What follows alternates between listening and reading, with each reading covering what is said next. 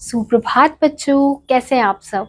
उम्मीद करती हूँ आप सब अच्छे होंगे। तो बच्चों, आज की कक्षा में हम पढ़ने वाले हैं अध्याय नंबर 11, जिसका शीर्षक है प्रायश्चित। तो बच्चों, इस अध्याय में हमें कहानी दी गई है। अगर कबरी बिल्ली घर भर में किसी से प्रेम करती थी तो रामू की बहू से, और रामू की बहू अगर पूरे घर में किसी से घृणा करती थी तो कबरी बिल्ली से। तो यहाँ पे हमें बताया जा रहा है कि जो कबरी बिल्ली है वो अगर पूरे घर में किसी से प्रेम करती है तो वो किससे करती है, रामू की बहू से करती है। और रामू की बहू अगर पूरे घर में किसी से घृणा करती है तो वो कबरी बिल्ली से करती है, क्योंकि बिल्ली जो है वो बहुत ज्यादा उसे परेशान करती है। रामू की बहू अभी 2 महीने पहले ही अपने मायके से पहली बार ससुराल आई थी। वह 14 वर्ष की बालिका थी। रसोई घर की चाबी का गुच्छा रामू की बहू की करधनी में लटकने लगा। नौकरों पर उसका हुक्म चलने लगा और रामू की बहू घर की मालकिन बन गई। अब जो रामू की बहू है बच्चों, वो अभी ही 2 महीने पहले ही अपने मायके से पहली बार अपने ससुराल आई है। तो वो कितने वर्ष की है, 14 वर्ष की बालिका है, यानी कि वो बहुत छोटी है। और रसोई घर की चाबी का गुच्छा उसे दे दिया गया है। अब घर के जो नौकर है उस पर वो अच्छे से हुक्म जमाती है, हुक्म चलाती है। और रामू की बहू जो है वो अब घर की क्या बन चुकी है, मालकिन बन चुकी है। सास जी ने अपने हाथ में माला थाम ली और पूजा पाठ के काम में अपना मन लगा लिया। और जो रामू की बहू की सास है तो उसने क्या कर लिया है, अपने हाथ में माला थाम ली है, यानी कि वो अब भगवान की श्रद्धा में जा चुकी है। अब उसने घर के कामों से अपना हाथ छुड़ा लिया है। लेकिन बहू थी 14 वर्ष की बालिका। रसोई घर खुला छूट जाता तो कभी रसोई घर में बैठे बैठे वह सो जाती। कबरी बिल्ली को तो मानो ऐसे मौके की तलाश ही रहती थी। मौका मिलते ही वह रसोई घर में घुस जाती और घी दूध चट कर पाती। अब जो रामू की बहू है वो 14 वर्ष की बालिका है, तो कभी उससे रसोई घर खुला छूट जाता था, कभी वो रसोई घर में बैठे बैठे सो जाती थी। और जो कबरी बिल्ली होती थी उसे तो इसी मौके की तलाश होती थी। तो जब वो रामू की बहू सो जाती थी या रसोई घर का दरवाजा खुला छोड़ देती थी तो वो क्या करती थी, कबरी बिल्ली वो कभी रसोई घर में घुस के दूध पी लेती थी, घी चट कर जाती थी। रामू की बहू की जान आफत में थी और कबरी बिल्ली के मजे ही मजे थे। उधर रामू की बहू दूध ढककर मिसरानी को आटा दाल देने गई और इधर दूध गायब। रामू की बहू के लिए खाना पीना मुश्किल हो गया था। वह परेशान रहने लगी। एक बार रामू की बहू के कमरे में माँ ने रबड़ी से भरी कटोरी भेजी। रामू के आने से पहले ही कबरी सारी रबड़ी चट कर गई। एक दिन बाजार में मलाई आई और जब तक रामू की बहू ने पान लगाया मलाई गायब। यानी कि जो कबरी बिल्ली है वो रामू की बहू को बहुत ज्यादा परेशान करती थी। वो थोड़ी देर के लिए भी कहीं बाहर जाती थी तो जो कबरी बिल्ली है वो सब कुछ सफाचट कर जाती थी। कभी उसकी मलाई खा जाती थी, कभी वो दूध पी लेती थी। तो जो कुछ भी वो खाने पीने का सामान रसोई घर में रखती थी, जैसे ही उसे मौका मिलता था बिल्ली को, वो उसे चट कर जाती थी। तो इस चीज से रामू की बहू बहुत ज्यादा परेशान हो गई थी, यानी कि उसके खाने पीने के भी लाले पड़े हुए थे। बहुत ज्यादा दुश्वार हो गई थी, खाने पीने से भी परेशान हो गई थी, क्योंकि वो थोड़ी देर के लिए भी कहीं बाहर जाती है तो वो जो कबरी बिल्ली है वो उसके घर के अंदर आकर सब कुछ खा पी लेती है। रामू की बहू ने तय कर लिया कि या तो वही इस घर में रहेगी या फिर कबरी बिल्ली ही। मोर्चाबंदी हो गई और दोनों अपनी अपनी जगह सावधान। बिल्ली फंसाने का खटघरा घर में लाया गया। अब रामू की बहू ने तय कर लिया था, या तो वो बिल्ली इस घर में रहेगी या तो मैं इस घर में रहूंगी। अब दोनों में मोर्चाबंदी हो गई थी और दोनों ही अपनी अपनी जगह बहुत ज्यादा सावधान होने लगी थी। अब रामू की बहू ने क्या किया, बिल्ली फंसाने का कटघरा वो घर लेकर आई। उसमें दूध, जिंदा चूहे तथा बिल्ली को स्वादिष्ट लगने वाले और भी विविध प्रकार के व्यंजन रखे गए। लेकिन बिल्ली ने इन सब की ओर ताका तक नहीं।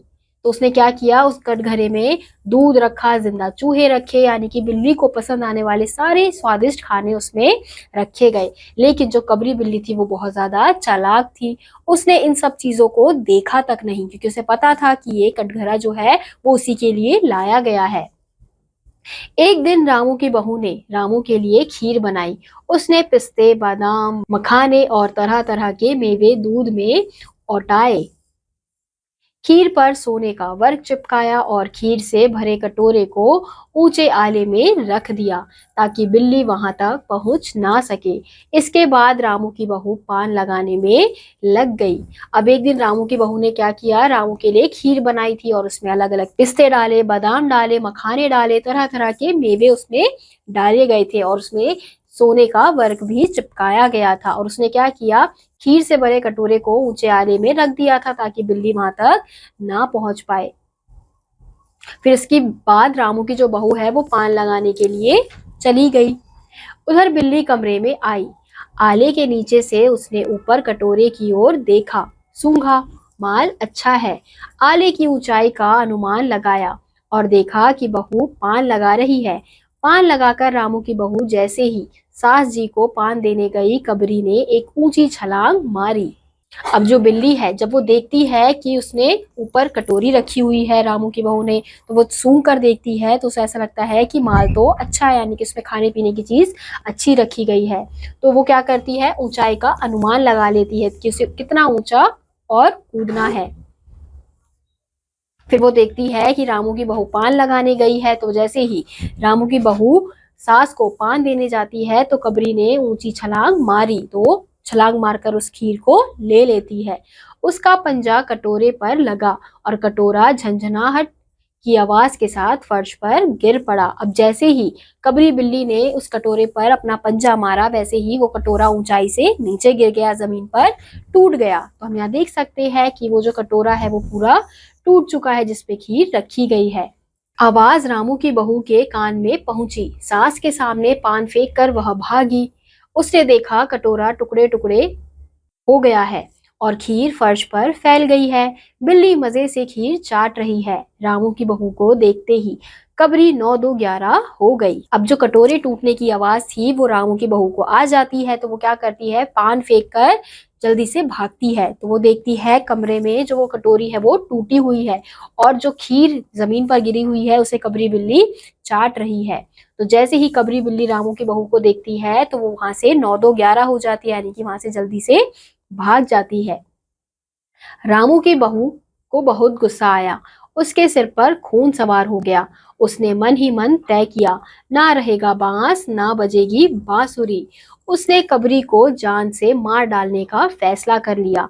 अब ये देखकर उसे बहुत ज्यादा गुस्सा आ गया था, उसके सर पर खून सवार हो गया था। तो उसने अब क्या सोच लिया था कि अब वो कबरी बिल्ली को मार के रहेगी। अब वो क्या सोच रही है कि ना रहेगा बांस ना रहेगी बांसुरी, यानी कि वो कबरी बिल्ली को मार देगी और फिर उसका ये जो शैतानियां है वो सारी खत्म हो जाएंगी।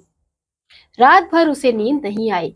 कबरी पर किस तरह हमला किया जाए कि फिर जिंदा ना बचे, वह लेटे लेटे यही सोचती रही।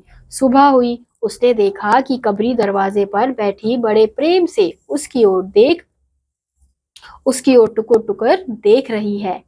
अब ये सोच सोच कर रात भर रामू की जो बहू है उसे नींद नहीं आ रही थी। वो यही सोच रही थी कि वो कैसे इस बिल्ली को मार दे।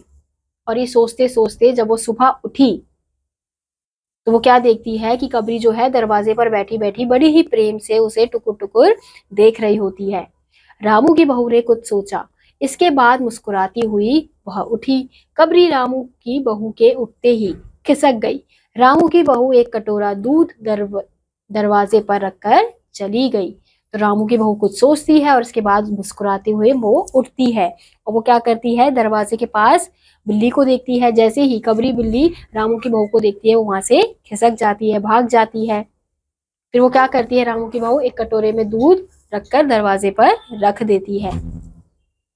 हाथ में लकड़ी का एक पटरा लेकर लौटी तो देखती है कि कबरी दूध पर जुटी हुई है। मौका हाथ आ गया। रामू की बहू ने अपनी ताकत लगाकर पटरे को बिल्ली पर दे मारा। कबरी ना हिली, ना चीखी, ना चिल्लाई, बस एकदम लुढ़क गई। तो हाथ में वो क्या लेकर आती है, लकड़ी का पटरा लेकर आती है। तो वो जब लौट कर आती है तो वो देखती है कि जो कबरी बिल्ली है वो दूध पीने में मग्न है, यानी उसे होश नहीं है कि मैं आ गई हूँ। तो वो क्या करती है, मौका देखते ही वो जो पटरा होता है लकड़ी का वो जोर से पूरी जान से उस बिल्ली के ऊपर फेंक देती है। अब जो कबरी बिल्ली है ना वो हिलती है, ना वो चीखती है, ना वो चिल्लाती है, बस एकदम लुढ़क जाती है, यानी कि गिर जाती है। महरी बोली, अरे राम, बिल्ली मर गई। माँ जी, बहू ने बिल्ली मार डाली, उसके सिर पर हत्या चढ़ गई, उसे हत्या का पाप लग गया है, यह तो बहुत बुरा हुआ। तभी महरी क्या बोलती है कि बहू ने बिल्ली मार डाली, उसके ऊपर उसके सर पर हत्या चढ़ गई है और ये बहुत बुरा है। सास बोली, हाँ ठीक ही तो कहती हो।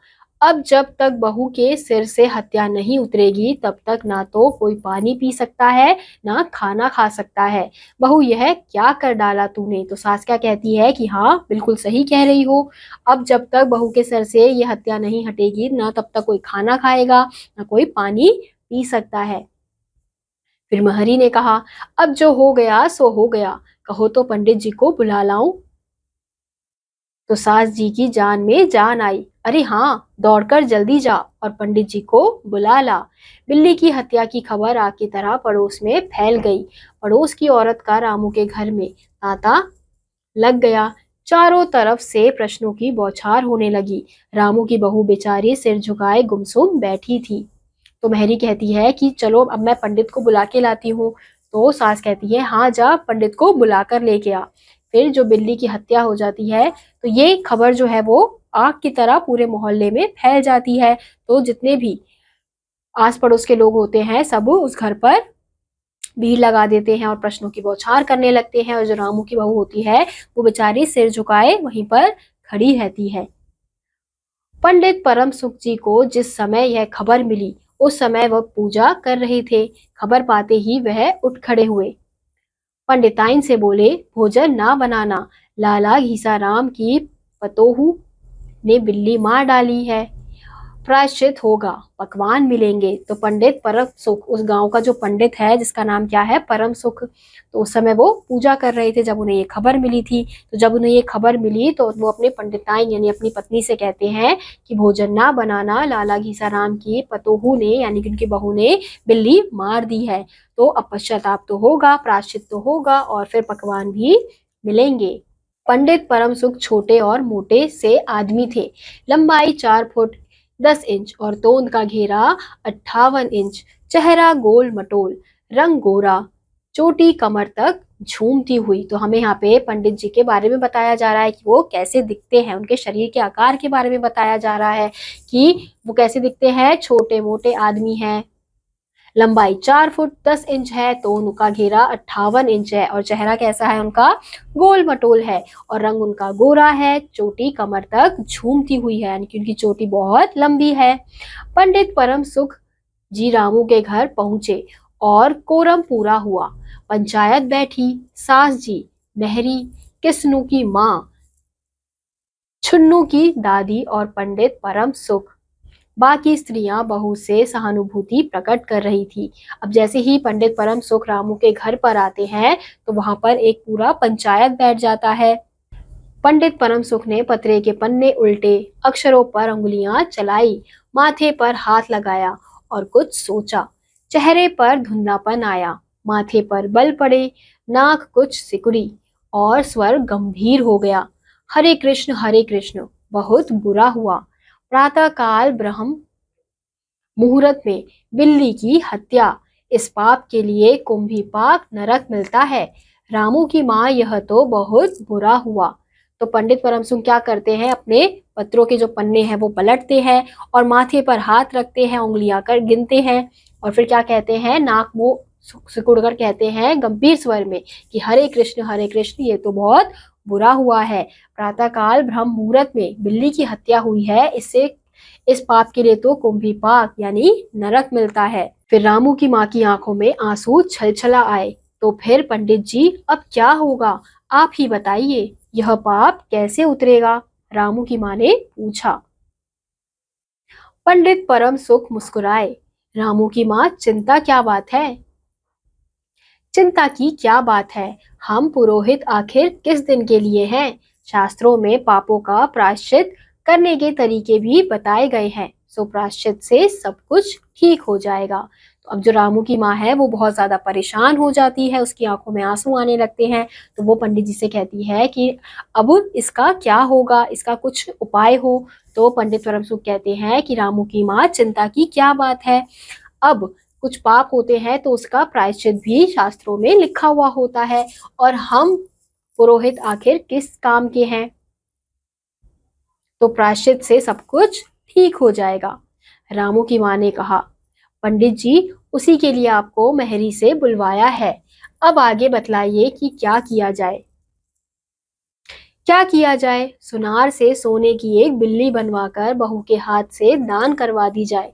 जब तक बिल्ली ना दे दी जाएगी तब तक तो घर अपवित्र रहेगा। बिल्ली दफनाने के बाद 21 दिन का पाठ हो जाए। तो परम सुख क्या उपाय बताते हैं कि सुनार से सोने की एक बिल्ली बनवाकर बहू के हाथ से दान करवा दिया जाएगा, तब तक ये पाप नहीं उतरेगा, और बिल्ली दफनाने के बाद 21 दिन का पाठ भी करवाना पड़ेगा। छुन्नू की दादी बोली, हाँ और क्या, पंडित जी ठीक ही तो कहते हैं, बिल्ली अभी दफन कर दी जाए और फिर पाठ हो जाए। तो हम यहाँ देख सकते हैं कि सब लोग जो है वो अपने अपने उपाय बता रहे हैं, और ये है हमारे पंडित परम सुख जी। रामू की माँ ने आंखें फाड़कर पंडित परम सुख को देखा और कहा, अरे बाप रे, सोने की बिल्ली, पंडित जी यह तो बहुत है, किसी और तरह से काम नहीं चलेगा। तो रामू की माँ बहुत ज्यादा हैरान हो जाती है, क्योंकि सोने की बिल्ली तो बहुत ज्यादा महंगी हो जाएगी। तो इसलिए वो कहती है कि सोने की बिल्ली, किसी और चीज से काम नहीं चलेगा। तो पंडित परम सुख हंस पड़े। रामू की माँ, अरे रुपए का लोभ बहू से अधिक हो गया, बहू के सिर पर बड़ा पाप है, इसमें इतना लोभ ठीक नहीं। तो पंडित परम सुख हंसते हैं और कहते हैं कि रुपए का लोभ बहू से बड़ा है क्या, यानी कि रुपए का लालच तुम्हारे लिए बहू से अधिक है। मोल तोल शुरू हुआ और कम से कम वजन की सोने की बिल्ली पर मामला तय हो गया। इसके बाद पूजा पाठ की बात आई। पंडित परम सुख ने कहा, उसमें क्या मुश्किल है, हम लोग किस दिन के लिए हैं? रामू की माँ, मैं पाठ कर दिया करूंगा, पूजा की सामग्री हमारे घर भिजवा देना। पूजा में सामान कितना लगेगा? रामू की माँ ने पूछा। तो धीरे धीरे मोल तोल शुरू होता है, फिर कम से कम वजन की बिल्ली पर जाकर वो लोग टिकते हैं। फिर इसके बाद पूजा पाठ की बात होती है। तो पंडित परम सुख कहते हैं कि इसकी चिंता करने की क्या बात है, तुम पूजा का सामान मेरे यहाँ पे भिजवा देना, मैं पूजा करवा दूंगा। तो रामू की माँ पूछती है कि पूजा में सामान कितना लगेगा? अरे कम से कम सामान में हम पूजा कर देंगे। दाल में करीब 10 बोरी गेहूं, 1 बोरी चावल, 1 बोरी दाल, बोरी भर तिल, 5 बोरी जौ और 5 बोरी चना, 1 कनस्तर घी और बोरी भर नमक से काम चल जाएगा।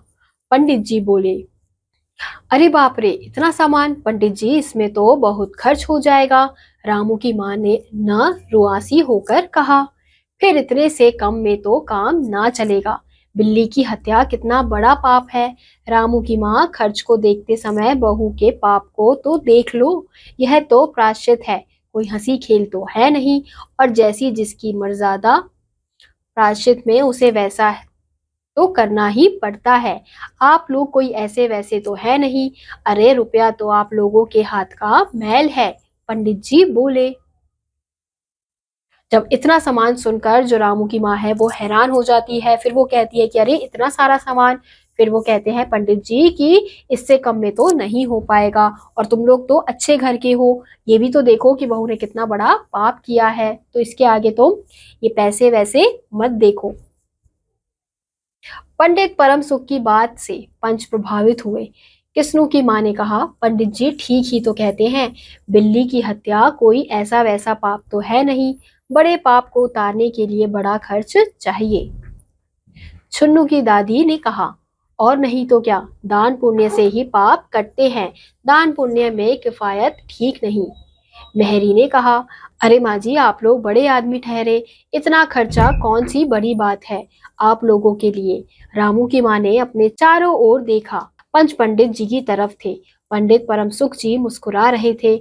उन्होंने कहा, रामू की माँ, एक तो बहू के लिए कुंभी पाक नरक है, और दूसरी तरफ तुम्हारे जिम्मे थोड़ा सा खर्च है, इससे मुंह ना मोड़ो। तो जो रामू की माँ है वो देखती है कि सब लोग किसकी तरफ होते हैं, पंडित परम सुख की तरफ होते हैं। तो ये देखकर जो पंडित जी है वो कहते हैं कि अब ये तुम देखो कि तुम्हारी बहू का एक तरफ क्या है, नरक है, और दूसरी तरफ तुम्हें थोड़ा बहुत खर्चा करना है, और प्रायश्चित में तो इतना बहुत खर्चा होता ही है। एक ठंडी सांस लेते हुए रामू की माँ ने कहा, अब तो जो नाच नचाओगे नाचना तो पड़ेगा ही। पंडित परम सुख बिगड़कर बोले, रामू की माँ, यह तो अपनी अपनी खुशी की बात है, अगर तुम्हें यह अखर रहा है तो ना करो, मैं चला। इतना कहकर पंडित जी पोथी पत्रा बटोरने लगे। तो एक ठंडी सांस लेकर रामू की माँ क्या कहती है कि अब तो जैसा आप लोग नचाओगे वैसे नाचना पड़ेगा। तो ये सुनकर पंडित जी बिगड़ जाते हैं। तो वो कहते हैं कि अपनी अपनी खुशी की बात है, अगर तुम्हें ये बेकार लग रहा है, आखर लग रहा है, तो तुम मत करवाओ। और ये कहते हुए वो अपने पोथी पात्रा बटोरने लगते हैं। अरे पंडित जी, रामू की माँ को कुछ नहीं अखरता, बेचारी को कितना दुख है, आप नाराज ना हो। मिसरानी छुन्नू की दादी और किस्नू की माँ ने एक स्वर में कहा। रामू की माँ ने पंडित जी के पैर पकड़े और पंडित जी अब आसन पर जमकर बैठ गए। और क्या हो, रामू की माँ ने पूछा। 21 दिन के पाठ के लिए रुपए और 21 दिन तक दोनों वक्त ब्राह्मणों को भोजन करवाना पड़ेगा। कुछ रुककर पंडित परम सुख ने फिर कहा, तो इसकी चिंता ना करो, मैं अकेले दोनों समय का भोजन कर लिया करूंगा। मेरे भोजन करने से 5 ब्राह्मणों के भोजन का फल मिल जाएगा। तो रामू की माँ पूछती है कि और क्या करना है। तो 21 दिन के पाठ के बाद के लिए रुपए 21 दिन, तो पंडित जी बताते हैं 21 दिन के पाठ के लिए रुपए और 21 दिन तक दोनों वक्त ब्राह्मणों को भोजन करवाना पड़ेगा। फिर वो थोड़ा रुककर कहते हैं कि तुम इसकी चिंता मत करो, वो 5 ब्राह्मणों को जो भोजन कराना है उसकी जगह मैं ही अकेला 2 समय का भोजन कर लूंगा। तो मैं भोजन कर लूंगा तो तुम्हें 5 ब्राह्मणों के भोजन का फल मिल जाएगा। तो यहाँ पे जो पंडित जी है वो क्या कर रहे हैं, अपना स्वार्थ निकाल रहे हैं। यह तो पंडित जी ठीक कहते हैं, पंडित जी की टोन तो देखो। मिसरानी ने मुस्कुराते हुए पंडित जी पर व्यंग्य किया। अच्छा, तो प्रायश्चित का प्रबंध करवाओ। रामू की माँ, सोना निकालो, मैं उसकी बिल्ली बनवा लाऊं। 2 घंटे में मैं बनवा कर लौटूंगा, तब तक पूजा के सामान का प्रबंध कर लो। और देखो, पूजा के लिए पंडित जी की बात अभी खत्म भी ना हुई थी कि महरी हाँफते हुए कमरे में घुसी और सब लोग चौंक उठे। रामू की माँ ने घबराकर पूछा, अरे क्या हुआ री? महरी ने लड़खड़ाते हुए स्वर में कहा, माँ जी, बिल्ली तो उठकर भाग गई। तो हम अंत में क्या देखते हैं कि वो जो बिल्ली होती है वो मरी ही नहीं होती है, लेकिन जो पंडित परम सुख है वो सबको ऐसा यकीन दिला देते हैं कि ये तो बहुत बड़ा पाप है, ये तो घोर पाप हो गया है, और उसके लिए तो पता नहीं क्या क्या करवाने लगते हैं, आपको ये पूजा करनी पड़ेगी, ये पाठ करना पड़ेगा। तो बच्चों, ये क्या था, ये एक प्रकार का अंधविश्वास था। तो इसीलिए कहा जाता है कि अंधविश्वास में नहीं रहना चाहिए। हाँ, हमें भगवान को मानना चाहिए, पंडितों को भी मानना चाहिए, गुरुओं को भी मानना चाहिए, लेकिन अगर कोई आपको अंधविश्वास में कुछ भी बातें कह रहा है तो उसे नहीं मानना चाहिए। आपको फर्क पता होना चाहिए कि कौन सच कह रहा है या फिर कौन अंधविश्वास में कुछ भी कह रहा है। तो इसी के साथ आज का यह अध्याय यहीं समाप्त होता है। उम्मीद करती हूँ आपको यह अध्याय समझ आया होगा। मैं आपसे मिलूंगी अगली कक्षा में, तब तक के लिए आप सभी बच्चे खुश रहिए और पढ़ते रहिए। बाय।